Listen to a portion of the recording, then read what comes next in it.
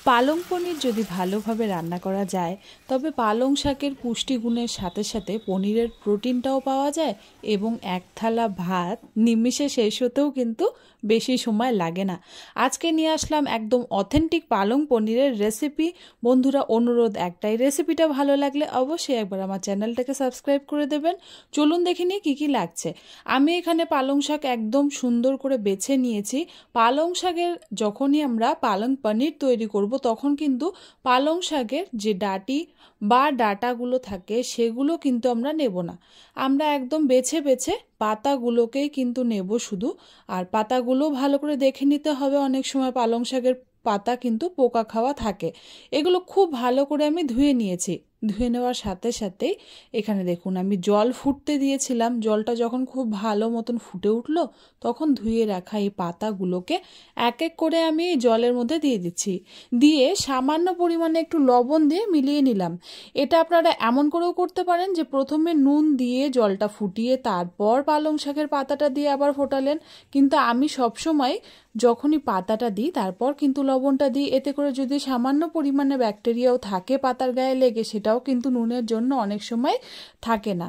এবার ভালো করে ফুটিয়ে নিলাম পালং শাকগুলোকে। দেখুন বেশ সুন্দর কিন্তু শাকটা নরম হয়ে গিয়েছে।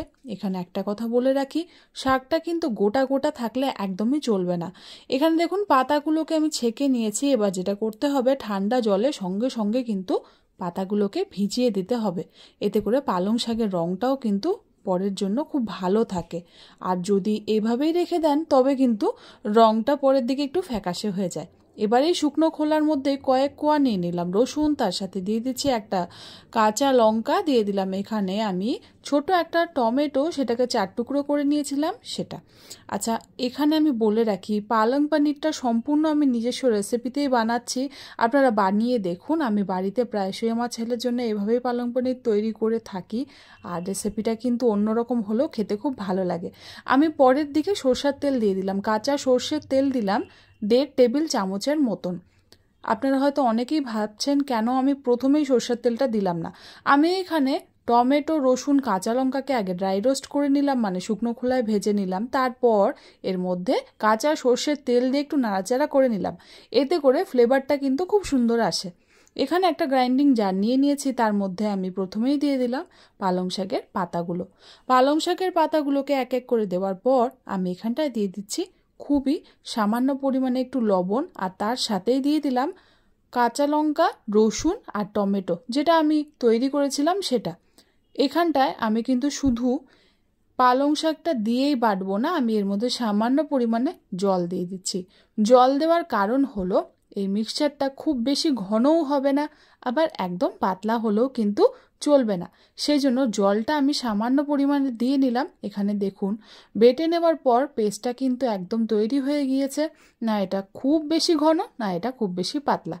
আচ্ছা, এবার কি করছি দেখাই। আমি এখানে কড়াইয়ের মধ্যে দিয়ে দেবো এবার পনিরগুলোকে। তার আগে আমি এখানে ঘি গরম করে নিচ্ছি।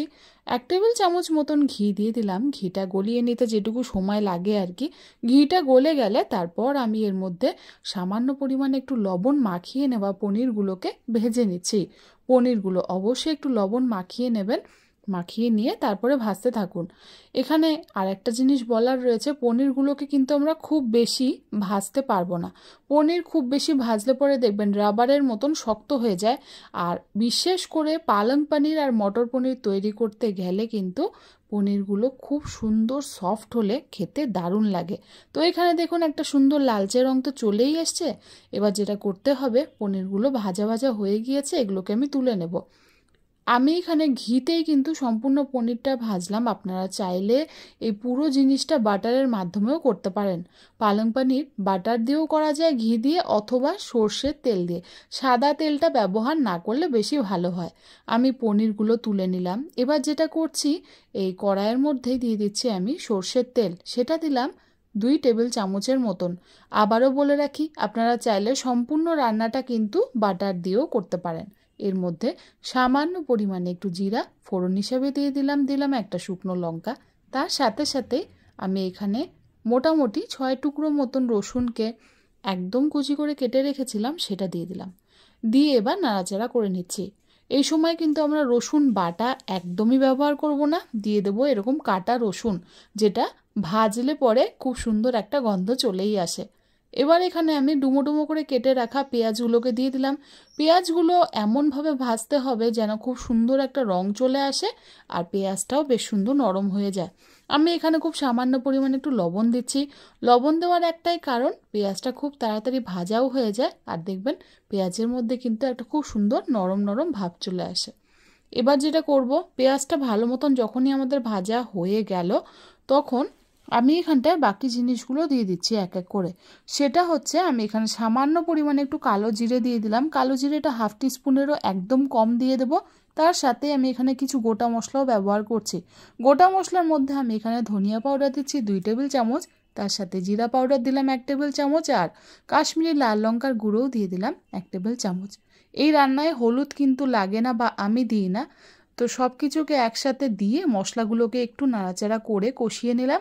কষিয়ে নেবার পর পালং শাকের যেই মিক্সচারটা তৈরি করেছিলাম সেটা কিন্তু এর মধ্যে আমি এখনই দিয়ে দেব। এবার যেটা করতে হবে, পালং শাকের এই মিক্সচারটা দেওয়ার পর খুব ভালো করে কিন্তু মশলার সাথে কষিয়ে নিতে হবে। যত ভালোভাবে শাকটা মশলার সাথে কষবে ততই সুন্দর কিন্তু এর অ্যারোমাটা বেরোবে। আর পালং পনিরের আসল যে মজাটা খাওয়ার, সেটা কিন্তু এর সুগন্ধে। খুব সুন্দর একটা গন্ধ হবে পালং পনির দিয়ে, তবেই কিন্তু মনে হয় যে হ্যাঁ, দারুণ একটা জিনিস খাচ্ছি। না হলে পরে জিনিসটা কিন্তু একটু সাদামাটা মনে হতে পারে। এভাবে যখন ভালো করে ফুটিয়ে নিলাম, ফুটিয়ে নিতে নিতে এখানটা যখন 3-4 মিনিট সময় হয়ে যাবে, তখন আমরা এর মধ্যে আবারও সামান্য পরিমাণে একটু লবণ দিয়ে মিশিয়ে নেব। লবণটা দেওয়ার একটাই কারণ, লবণটা না দিলে শাকটা দেওয়ার পরে একটু ফ্যাকাশে মনে হতে পারে। আমি এখানে 3-4 মিনিট একটু ফুটিয়ে নিলাম। দেখুন শাকের যে জল থাকে সেটা কিন্তু ভালোভাবে মিলে যাচ্ছে আর মিক্সচারটা যথেষ্ট পরিমাণে একটু ঘন ঘন ভাব কিন্তু চলেই এসছে। দেখুন আপনারা নিজেরাই দেখতে পারবেন, এটা কিন্তু আগের মতন আর এতটাও পাতলা নেই। এবার ভালো করে যখন এই মিক্সচারটা ফুটে গেল, তখন আমি এক এক করে বাকি জিনিসগুলো এর মধ্যে দিয়ে দিচ্ছি। ভেজে রাখা পনিরগুলো কিন্তু এখনই আমাদেরকে দিয়ে দিতে হবে। পনিরগুলো যত সফট হবে ততই কিন্তু পালং পনির খাবার মজাটা আসবে। সেজন্য পনিরগুলোকে এখনই দিয়ে একটু মেলানো শুরু করলাম। এবার শুধু ভাপে ভাপে পনিরগুলোকে আমাদের ফুটতে দিতে হবে। হোটেল বা রেস্টুরেন্টে বিভিন্ন রকমের ভাবেই কিন্তু পালং পনির তৈরি করা হয়। এটা সম্পূর্ণ আমার নিজস্ব রেসিপি, আপনারা একবার বানিয়ে দেখতে পারেন। আশা করি খারাপ লাগবে না, ভালোই লাগবে। আর খুবই চটজলদি এটা কিন্তু তৈরিও হয়ে যায়। আমি এখানে ঘি দিয়ে দিলাম আবারও 1 টেবিল চামচের মতন। এবার সব কিছু একসাথে দেওয়ার সাথে সাথে যখন দেখুন ঘিটাও একটু গলে আসলো, তখন চিড়ে রাখা একটা কাঁচা লঙ্কা এর মধ্যে দিয়ে দিলাম। শাকের একটা নিজস্ব মিষ্টতা থাকে, সেজন্য আপনারা যদি চান এখানে 2টো কিন্তু কাঁচা লঙ্কা দিতে পারেন। একটু ঝাল একটু মিষ্টি, খেতেও খারাপ লাগবে না। এবার ঢাকা দিয়ে 3-4 মিনিটের জন্য আবারও ফুটিয়ে নিলাম। ফুটিয়ে নিতেই দেখুন কত সুন্দর একটা রং চলে এসছে। আর সবথেকে বিশেষ ব্যাপার, পালং পনির কিন্তু একটা তেল থাকবেই সাইডে, এটার একটা তেল ছাড়বেই। আর সেই যখন তেল ছাড়া ভাবটা চলে আসে, তখনই কিন্তু পালং পনিরের আসল টেস্টটা আসে। এখানে দেখুন সাইড থেকে আপনারা কতটা বুঝতে পারছেন আমি জানি না, পালং পনির কিন্তু সাইডের থেকে দারুণভাবে তেল ছেড়ে দিয়েছে। এই সময় এই রেসিপিটাকে আমি বলবো রুটি পরোটা সব কিছুর সাথে পরিবেশন করে দেখতে পারেন। বাচ্চারা যারা বিশেষ করে শাক পাতা সবজি খেতে পছন্দ করে না, তাদের যদি একবার এভাবে বানিয়ে দেন, তারা তো ধরতেই পারবে না এটা কী দিয়ে বানানো, আর ভীষণ ভালো খাবে। আপনারা বানিয়ে দেখুন, আশা করি ভালো লাগবে। বাড়ির সকলকে বানিয়ে খাওয়ান এই সহজ পালং পনির। আশা করি বন্ধুরা রেসিপিটা ভালো লাগলে সকলের কাছে একটাই অনুরোধ, অবশ্যই করে একবার আমার চ্যানেলটাকে সাবস্ক্রাইব করে দিবেন। রেসিপিটা ভালো লাগলে অবশ্যই একবার লাইক করতে হবে, আর তার সাথে সাথে কমেন্টস করে আমাকে জানাতে ভুলবেন না আপনারা কী ধরনের আরও রেসিপি দেখতে চান। আমি কিন্তু সেরকম রেসিপি এর পরের বার আবার নিয়ে আসার চেষ্টা করব। ধন্যবাদ।